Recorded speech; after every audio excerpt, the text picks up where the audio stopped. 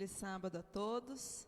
Estamos mais uma vez reunidos na casa de Deus para louvar o teu nome. E nada melhor do que começar louvando, cantando. Nós vamos cantar o número 14, Jubilosos te adoramos. Vamos cantar assentados mesmos para louvar a Deus.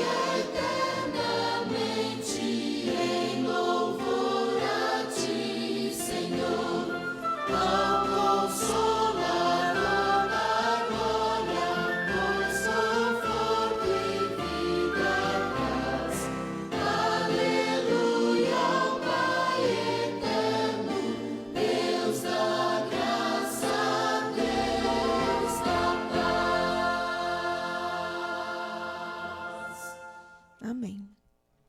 Vamos cantar o 273.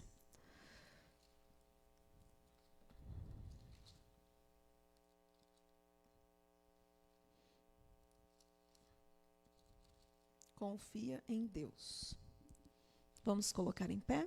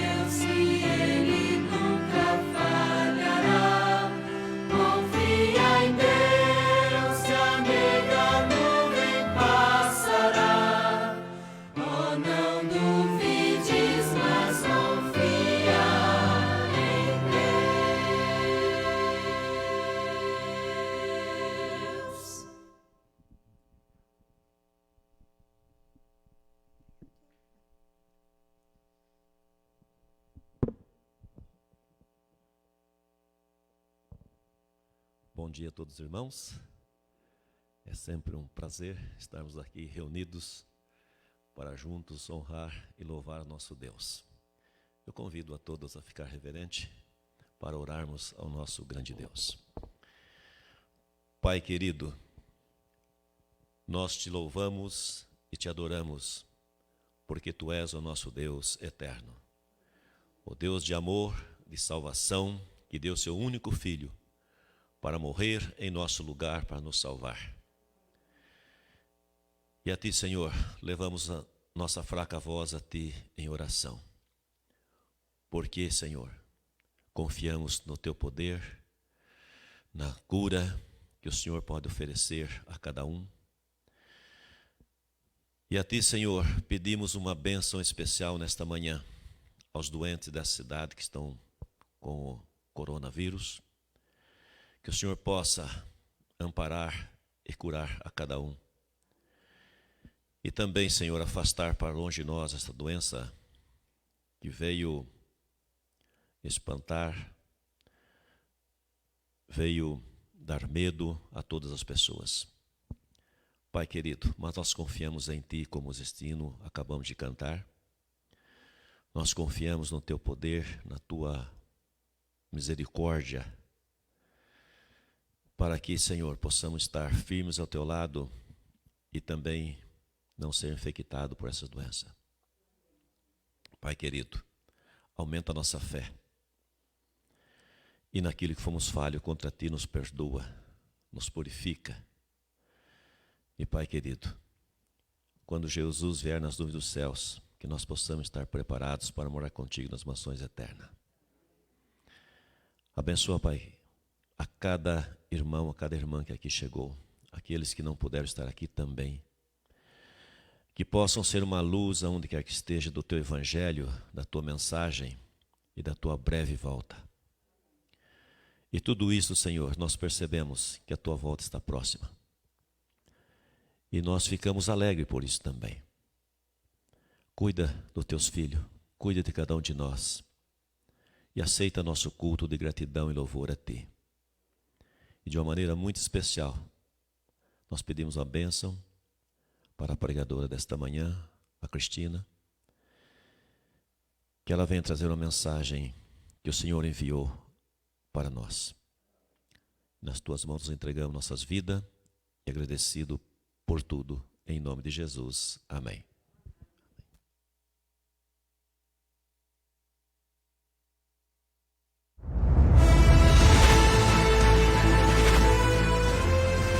Provai e vede. História de hoje: Esperança para Jesus. A crise política e econômica na Venezuela tem transformado o país num verdadeiro caos social. Seus habitantes, sem moradia, emprego e passando fome, atravessam a fronteira em direção a outros países à procura de melhores condições de vida. Grande parte dos imigrantes que chegam ao Brasil se dirigem até a cidade de Boa Vista, capital de Roraima. Ali recebem um atendimento emergencial, alimentação, abrigo e documentação promovidos pela ONU, ADRA e outras organizações. Em seguida, aqueles que podem saem em busca de trabalho pelas ruas da cidade. Por todos os lados, os refugiados estão pedindo ajuda da população local. Hola, buenas tardes, amigo. Yo vengo llegando de la Venezuela para ver si el Señor me puede ayudar con algún trabajo, algo ahí para hacer. Pero yo sé limpiar montes, sé pintar casa, cualquier cosa que el Señor tenga ahí que hacer en su casa y me puede... Quer trabalhar mesmo? Quiero trabajar. Eu tenho uma panificadora, eu tô indo para lá e você vai trabalhar um dia comigo, tá bom? No, está bien, amigo, vamos, no hay problema no. Muchas gracias.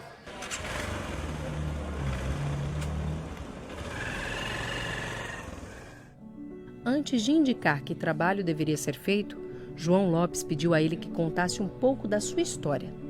Ele disse que havia deixado seu país em busca de um futuro melhor para ele e sua esposa. Formado em engenharia mecânica, Ramon trabalhava em 3 empregos, mas o que ganhava só dava para comer durante 15 dias. Após entrar legalmente no Brasil, pela cidade de Pacaraima, na divisa entre os dois países, ele não teve outra opção senão andar a pé 212 quilômetros até Boa Vista. Durante os primeiros quilômetros de caminhada, sua mente se concentrava no enorme desconhecido à sua frente. Tentar a vida numa terra estranha, sem falar o idioma daquele país, conviver com pessoas de costumes diferentes, encontrar trabalho, moradia. Sem dinheiro e sem perspectivas, Ramon caminhava dia e noite, carregando apenas uma maleta que se arrastava pelo caminho. As estradas pareciam não ter fim, mas sua coragem e determinação eram muito maiores. Nos últimos quilômetros, uma placa indicava que aquela jornada tão desafiadora estava prestes a terminar. Chegando à capital, ele recebeu as primeiras orientações, o lugar para dormir, e no início de cada noite ele participava de uma refeição preparada pela equipe do projeto Alimentando a Esperança, organizado pela ADRA. João Lopes lhe mostrou o que devia fazer durante aquele único dia de trabalho. Mas ao final do dia, João, percebendo que o rapaz era um bom trabalhador, decidiu lhe dar a oportunidade de mais 5 dias de serviço. Para chegar à padaria, Ramon saía do abrigo às 4 da madrugada e andava a pé 14 quilômetros. Além de cuidar da limpeza, ele também aprendeu a fazer pão, se identificando bastante com a nova profissão. Depois de 30 dias trabalhados, João pagou pelos seus serviços e lhe deu as chaves da padaria, para que ele fosse o novo administrador. Além de acompanhá-lo nessa nova jornada, João Lopes e uma equipe da ADRA o levaram para conhecer a igreja adventista. Ele foi bem recebido pelos irmãos, participou dos louvores, fez orações, ouviu atentamente o sermão e aceitou o apelo do pastor para conhecer mais sobre a palavra de Deus. A ADRA promove ações comunitárias em todo o mundo. Na América do Sul, ela apoia mais de 350 mil imigrantes e refugiados a cada ano, recebendo-os, hospedando-os e alimentando-os e garantindo uma melhor condição sanitária, higiene pessoal e acesso à água potável, serviço de proteção, apoio psicológico, nutricional, saúde básica, cursos de idiomas e acesso a informações e documentos migratórios também são oferecidos pela ADRA. Para conhecer mais, acesse adraamericadosul.org. E agora eu os convido para esse momento especial de adoração, através dos dízimos e das ofertas. Que Deus os abençoe.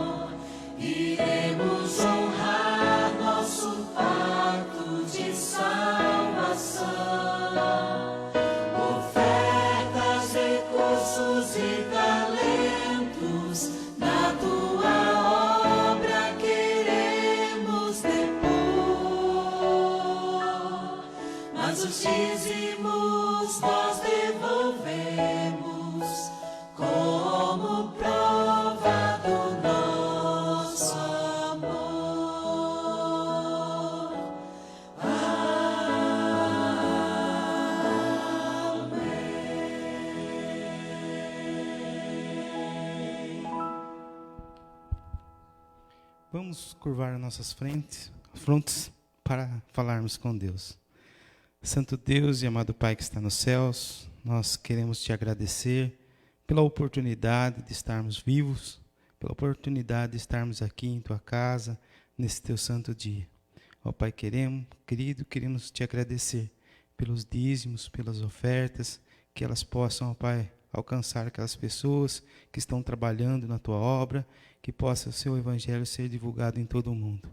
Pai de amor, eu peço uma bênção para cada um que aqui chegou, também para aqueles que não puderam vir, estão em seus lares, que o Senhor possa alcançá-los. Também, Pai querido, eu peço uma bênção para aqueles que estão talvez passando por algumas tribulações, por necessidades, que o Senhor possa dar a cada um conforme a tua bondade. Fique conosco, abençoe também a tudo que nós fizermos e fazermos aqui, seja somente para a tua honra e tua glória.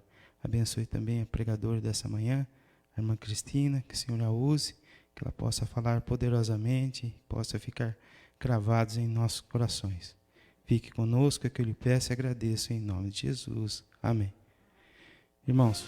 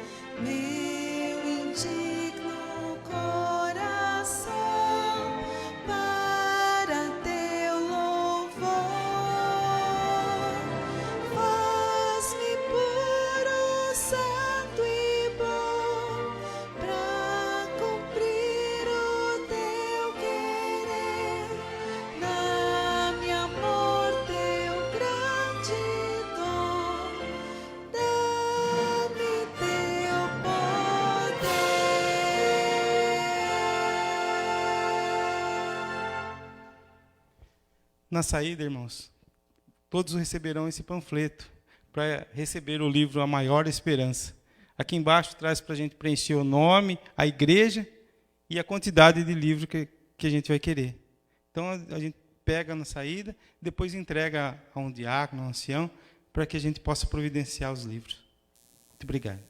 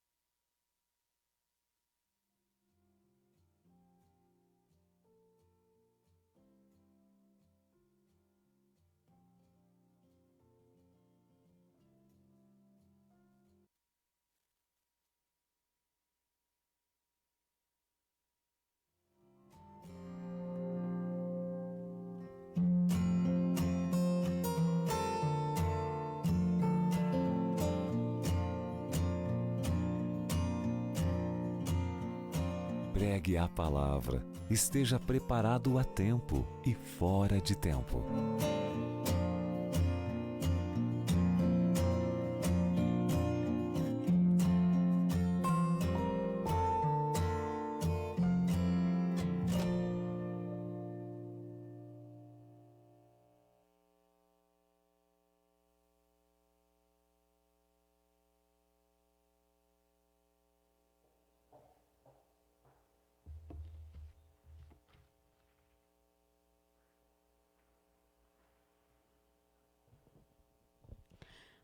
Bom dia. Um sábado cheio de bênçãos para cada um. É um prazer estar de volta na igreja, não é, gente? Como é gostoso, senti tantas saudades da igreja. Eu tenho falado nos últimos dias através de Zoom, né, que agora está na moda, mas é totalmente diferente, porque você fica olhando para um celular e não para as pessoas, nos olhos das pessoas. E eu sempre digo que sábado é dia de alegria, sábado é dia de milagres, sábado é dia de bênçãos, e de encontros e reencontros. E agora os nossos encontros e reencontros estão limitados. Mas com a graça de Deus, logo nós poderemos abraçar novamente, né? Podemos pegar na mão. Eu sinto muita falta disso. E eu acredito que logo isso passará. E Deus está no controle. Nós não podemos perder essa noção de que Deus realmente está no controle. Quero dar parabéns aos anciãos. Realmente me passou em branco essa data e eu deveria ter preparado um sermão relacionado aos anciãos, né? Mas eu acredito que Deus que inspirou, que iluminou o que deveríamos falar nessa manhã. Mas os anciãos fazem uma parte importante na igreja. São voluntários. Eu me lembro quando eu participava, aqui tem outro nome, acho que é Elo, aqueles encontros regionais. Lá na nossa região era Herói. E quando eu participava do Herói, eu me emocionava de ver aqueles auditórios lotados de voluntários, e entre eles os anciãos, pessoas que não ganham nada para estar trabalhando para Deus. Como é maravilhoso esse espírito de estar fazendo alguma coisa para Deus. Parabéns, ancião, que Deus continue te abençoando, abençoando o seu lar, abençoando a sua vida, te usando como instrumento dele realmente.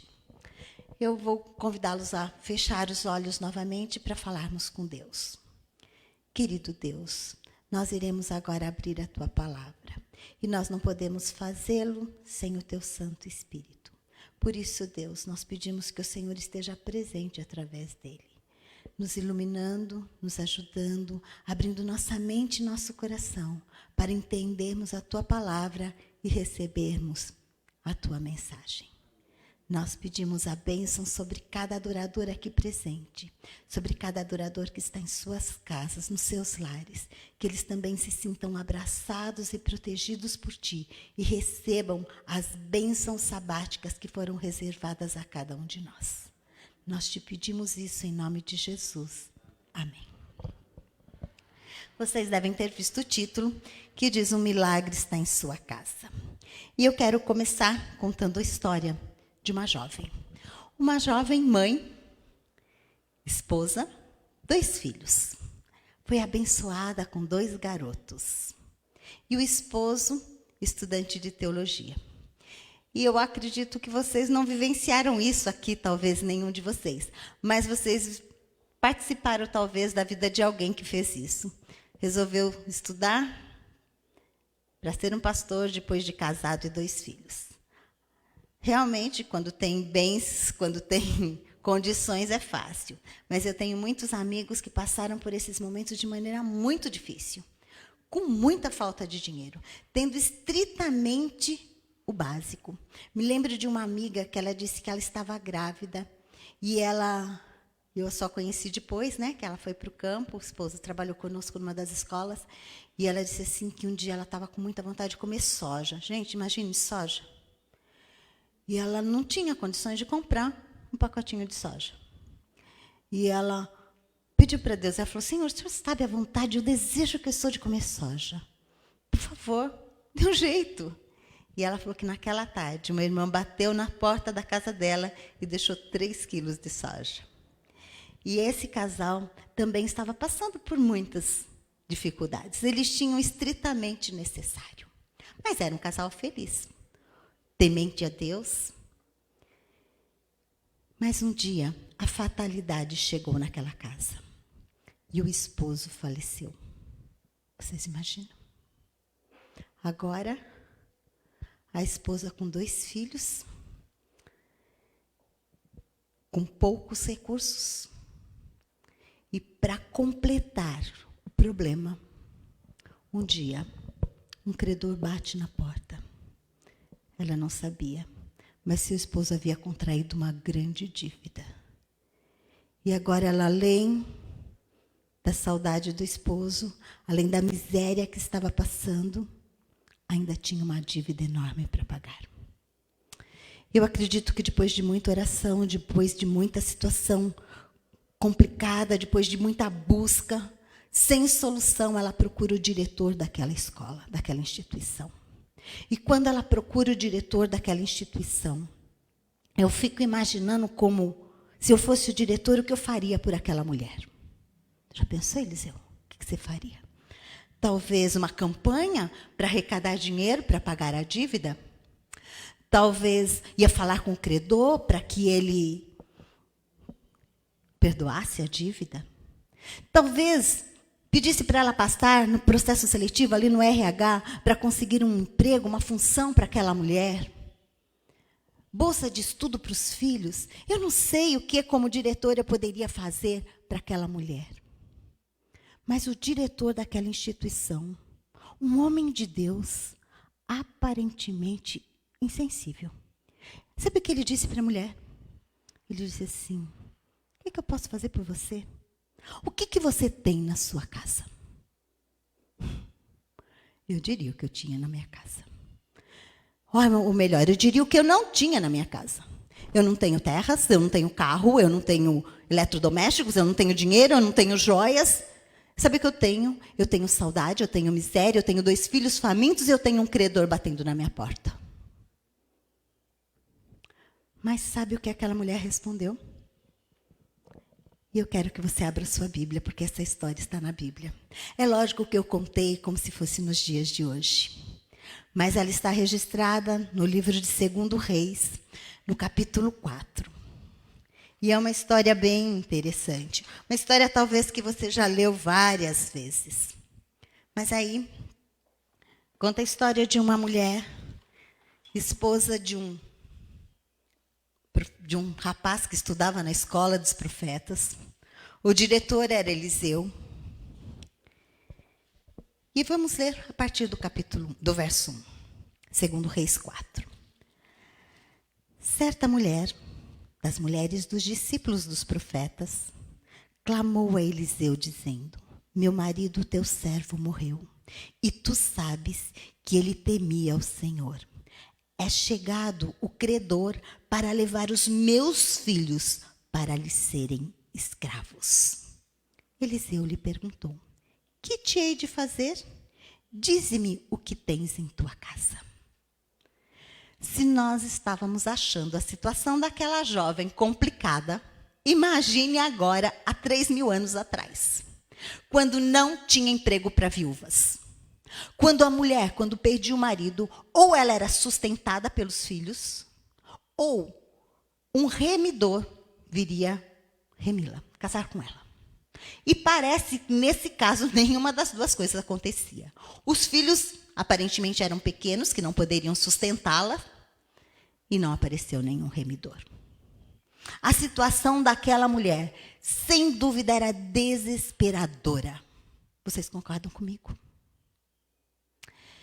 E agora, ela chega para o profeta e ele pergunta o que tem na casa dela. Ora, se ela tivesse alguma coisa de valor, ela já não teria vendido. Para impedir que seus filhos fossem levados como escravos. Mas aquela mulher pensou o que tinha em sua casa. E aí, no finalzinho do verso 2, ela responde. Ela diz: tua serva não tem nada em casa, a não ser uma botija de azeite. Uma botija de azeite. Eu não sei que tamanho era a botija de azeite. Eu imagino que não devia ser muito grande. Azeite era alguma coisa preciosa e valiosa. Tudo que ela tinha era uma botija de azeite. E para que servia o azeite? O azeite, primeiramente, como alimento. Era a base dos pães. Então, era um recurso que ela não podia dispensar. Além de alimento, o azeite servia também para iluminação. Não tínhamos luz elétrica naquela época, nem derivados de petróleo. Eles eram, sim, mas não para uso, de iluminação. Era usado também nas lâmpadas, para iluminar as casas. O azeite era usado para os machucados, para os feridos. Quando acontecia alguma coisa, cortava, batia, era passado o azeite. Os pastores usavam azeite para ungir a cabeça das ovelhas com azeite. Porque além de para proteger das moscas, porque é muito sensível a cabeça. Então, a orelha, nariz, olhos, eram colocado azeite para que as moscas não sentassem, não botassem ovos ali, formasse, desculpa o termo, mas aquelas bicheiras. O azeite também era usado na preparação de perfumes. E era, eu acredito que ainda é usado para muitas dessas coisas, mas era usado também para higiene. E um dia desses, ouvindo um dos sermões do pastor Rodrigo Silva, ele falava que nômades, né, aquelas pessoas que ainda vivem lá no deserto, eles usam o azeite como um meio de higiene. E eu achei bem estranho, porque diz que lá não tem água, não é verdade? No deserto, pouquíssima água. Quando eles encontram água, é estritamente para beber. Diz que eles passam um azeite no corpo, areia, e depois passam uma toalha e estão limpos. Imaginaram? Mas usava também para higiene. Então, azeite era alguma coisa muito importante. E tudo que aquela mulher tinha era uma botija de azeite. Vamos continuar lendo, vamos ler até o verso 7. E olha só que interessante. Então, disse ele, vai, pede emprestadas vasilhas a todos os teus vizinhos. Vasilhas vazias, não poucas. Então, entra, fecha a porta sobre ti, sobre teus filhos, deita o azeite em todas aquelas vasilhas. Põe a parte a que estiver cheia. Partiu, pois, dele, fechou a porta sobre si, sobre seus filhos, e esses lhe chegavam as vasilhas e elas enchiam. Vamos parar por aí. Eu admiro essa mulher, gente. Que ela, tudo que ela tinha era uma botija de azeite, e agora ela chegou em casa e pediu para que os filhos fossem pedir vasilhas para os vizinhos. E eu posso garantir para vocês que essa mulher era uma boa vizinha. Concordam comigo?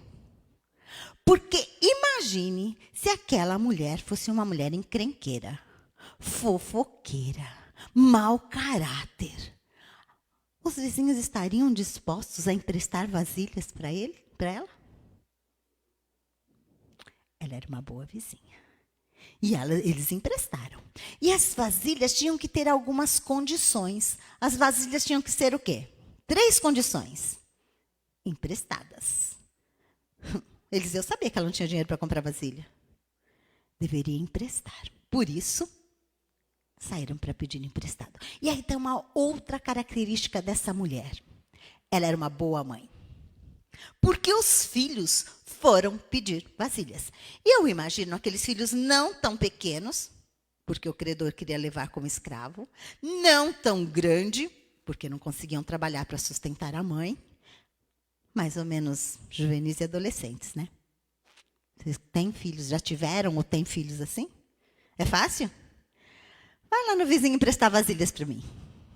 O quê? Eu pagar mico? Nem que seja para ser escravo, né? Nessa hora. Mas aqueles garotos foram nos vizinhos. E eu acredito que aquela mulher era uma boa mãe, que educou bem aqueles filhos, que ensinou-os a obedecer. As vasilhas deveriam ser emprestadas. Elas deveriam estar como as vasilhas? Vazias. Ela não estava pedindo alguma coisa. Ela não foi lá na outra vizinha e falou assim, pode me emprestar uma vasilha com trigo. Olha, pode me emprestar uma vasilha com azeite. Olha, pode me emprestar com cevada. Não. Ela pediu vasilhas vazias. É mais fácil emprestar vasilhas vazias, não é verdade? Muito mais fácil. A gente só tem cuidado, né? Tem uma sobrinha que não empresta nada da Tupperware. Tá certo, estou ouvindo aí.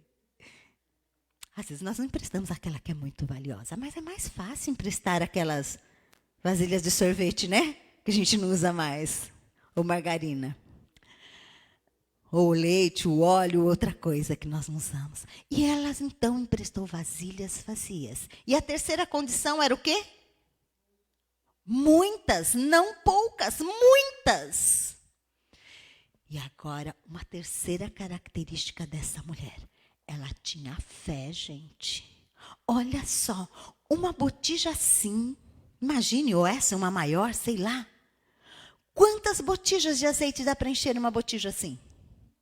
Ou uma do mesmo tamanho, ou várias menores. Nunca uma maior. A lei da física é assim, é ou não é? Só que aquela mulher acreditou. Ela emprestou muitas. Ela fez exatamente como o profeta havia dito. Às vezes, Deus é específico no que Ele quer. E a palavra de Deus está aí para isso, para nós estudarmos, para nós descobrirmos qual a vontade de Deus para a nossa vida.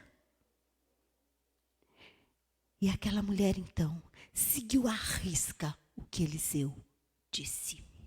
E entrou na sua casa, fechou a porta. E agora, olha a fé. Gente, é muito grande essa fé. É ou não é? Pensa um pouquinho. Aquela mulher estava com a casa cheia de vasilhas vazias. E agora ela pega aquela botijazinha dela de azeite e começa a despejar o azeite nas vasilhas.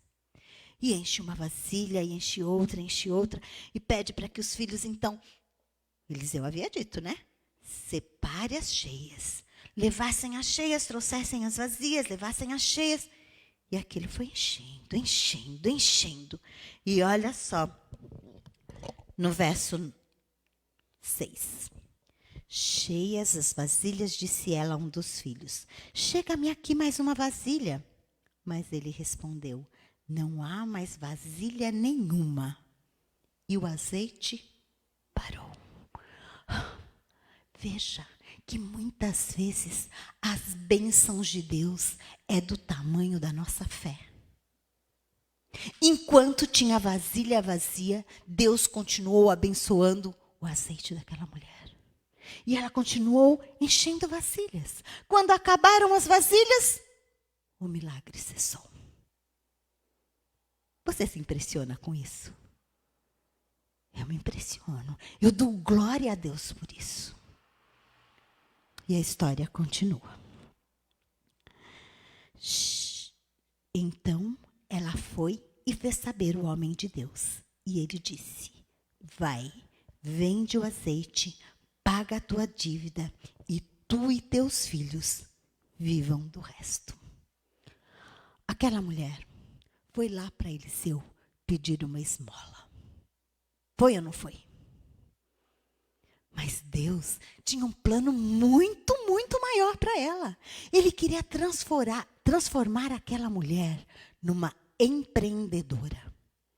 Numa mulher de negócios. Ele não queria só resolver o problema imediato daquela mulher, que era pagar a dívida para o credor. Ele queria que ela se tornasse uma geradora de rendas para que conseguisse não apenas pagar a dívida, mas viver o resto da vida. Olha que impressionante. Se olharmos atrás, nós vamos achar que Eliseu foi mesquinho e não ajudar. Só que, como eu disse, Deus tinha um plano muito maior. Deus não queria resolver o problema da dívida. Deus queria resolver o problema da família para sempre. E aquela mulher que não tinha emprego porque era viúva, ela se tornou uma mulher de um negócio lucrativo. Não é fantástico? Porque ela era desprendida, porque ela era uma boa vizinha, mas acima de tudo porque ela tinha fé. Sabe, nós muitas vezes estamos suplicando a Deus por um milagre. E nós esperamos às vezes que os milagres sejam muito espirituais, que abram-se as portas do céu, que desçam fumaça, trovões e vozes para que aconteça o milagre. Não é assim? Mas às vezes Deus usa coisas pequenas para os milagres. Deus usa uma vara nas mãos de Moisés, uma funda nas mãos de Davi, uma botija de azeite na casa de uma viúva. E Deus não faz diferente nas nossas vidas. Deus tem milagres para nós. E sabe, nós às vezes não conseguimos ver os milagres de Deus. E às vezes os milagres acontecem no nosso dia a dia e nós não somos capazes de agradecer os milagres. Você acordou hoje? Você agradeceu a Deus por isso? Foi um milagre. Você abriu os olhos e conseguiu enxergar. Tem pessoas que não conseguem ver. É um milagre. Seu coração está batendo. Você nem percebeu, mas ele está. Você está respirando. E hoje, respirar é um presente enorme diante do coronavírus.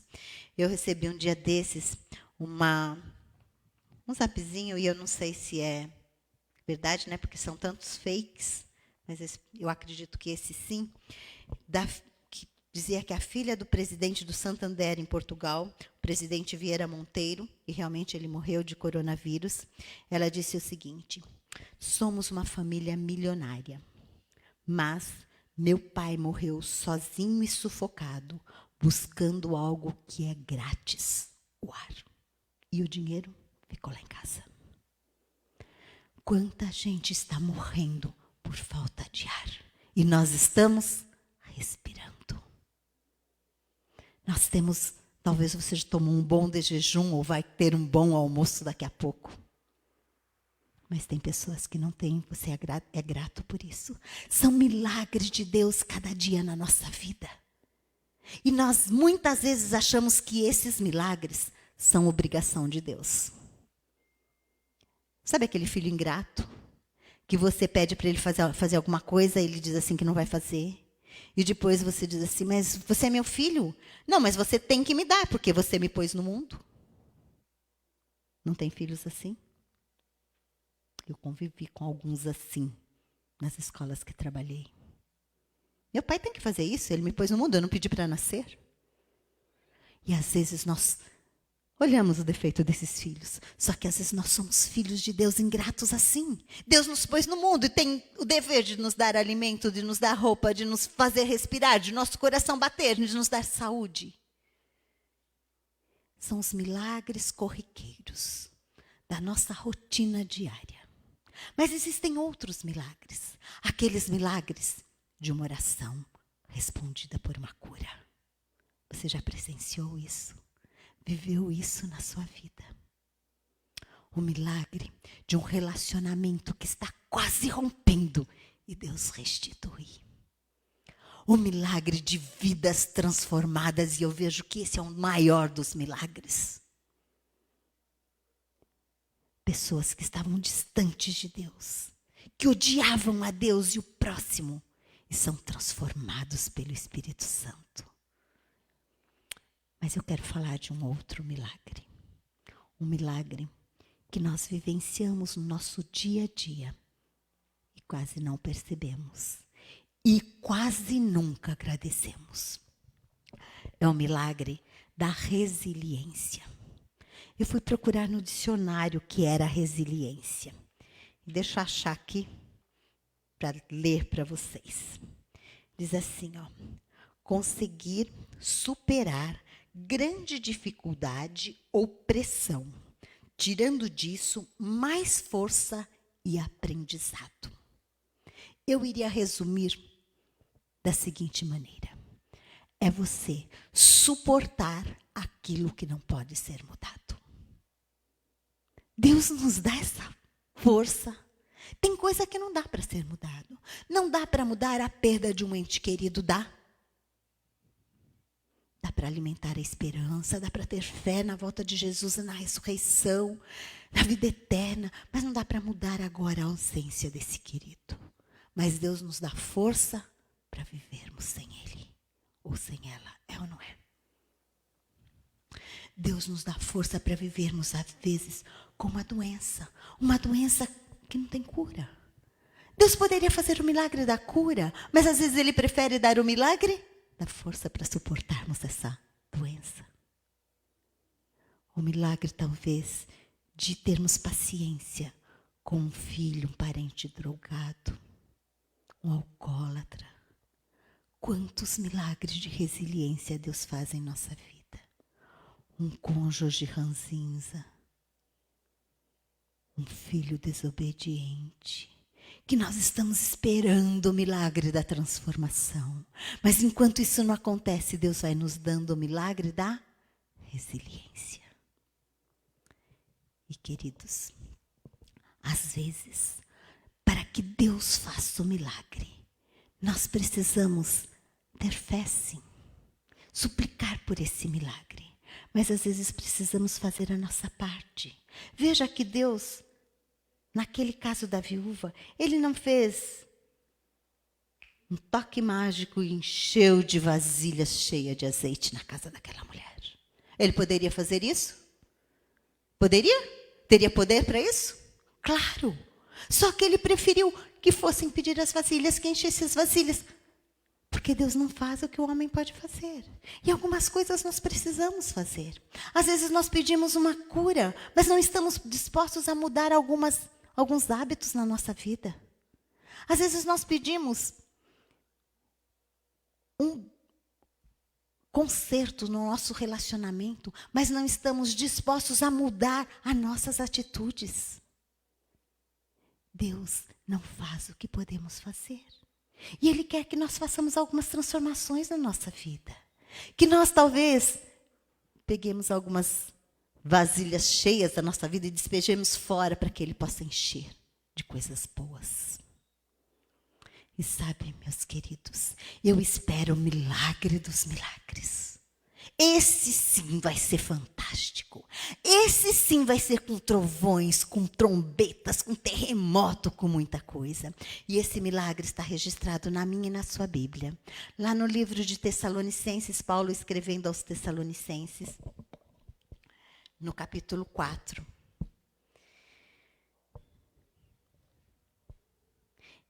E esse vai ser um milagre fantástico. E eu anseio esse milagre, eu espero por esse milagre. Verso 16 do capítulo 4 de 1 Tessalonicenses.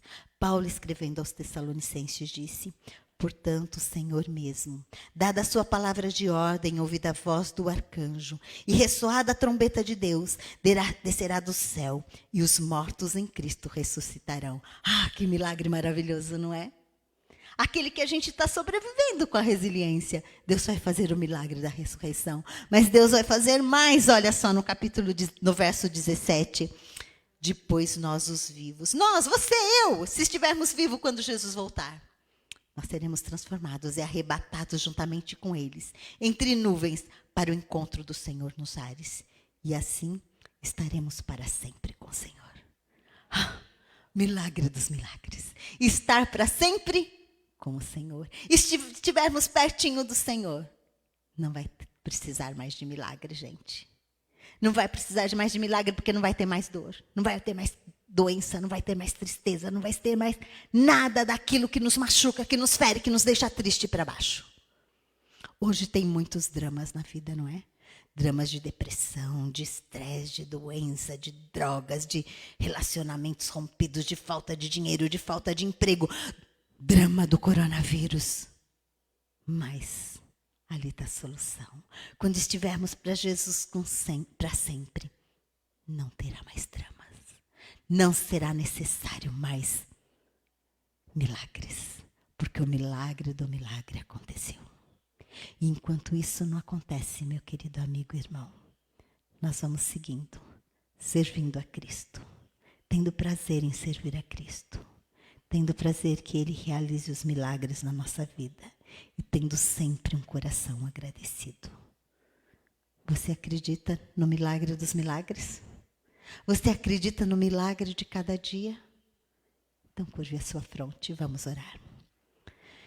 Querido Deus, o Senhor é tão bondoso. É tão grande, é tão poderoso, é tão magnífico. Mas também é tão amigo, é tão próximo, é tão Pai. Obrigada, Senhor, porque o Senhor nos faz milagres cada dia. Nós somos o milagre da vida. Cada despertar é um milagre. Cada função do nosso organismo é um milagre. Cada bem que nós temos é um milagre. E nós somos gratos por tudo isso. E, Senhor, o Senhor ainda tem feito mais por nós.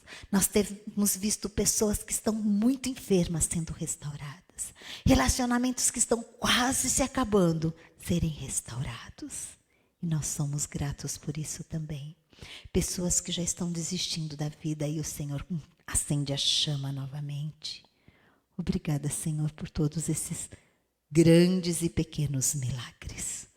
Mas obrigada, Senhor, porque o Senhor nos dá força naquilo que não podemos mudar, naquilo que precisamos suportar. Enquanto caminhamos nessa jornada, na esperança de encontrar contigo, o Senhor vai nos dando resiliência a cada dia.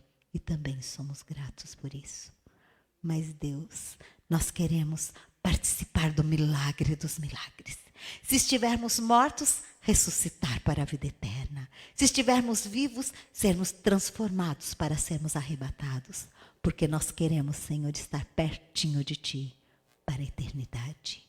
Conceda essa bênção na vida de cada um de nós. Nós te pedimos no nome santo e bom de Jesus Cristo. Amém.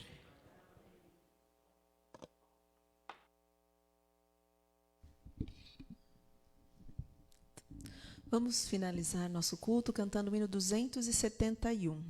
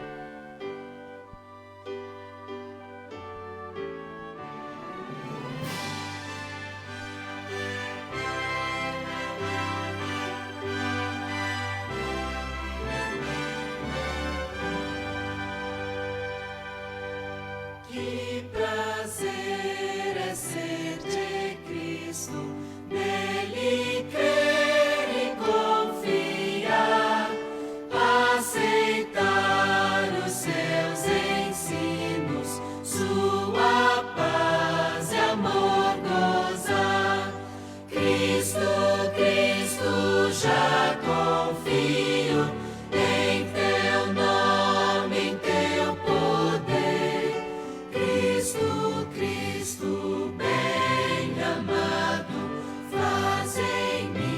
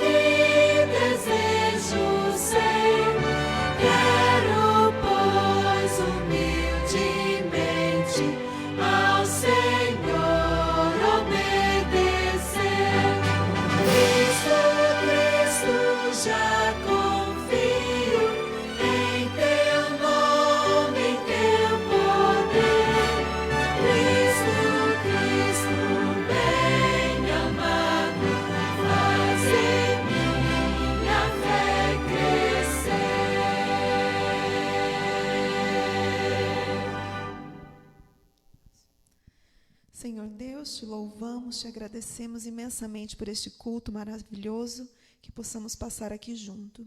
Esteja com cada um neste restante de sábado, durante essa semana, que o teu santos anjos nos guarde e nos proteja, nos dando saúde, perdoe nossas faltas e que possamos estar prontos para a tua volta. Que eu te peço e agradeço em nome de Jesus. Amém.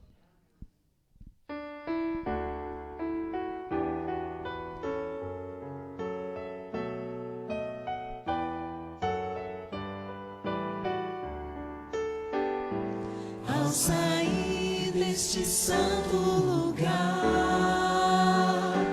onde ouvi a palavra de Deus, onde vim adorá-lo em paz, e o céu pôde ouvir meu louvor, vou sair mais confiante em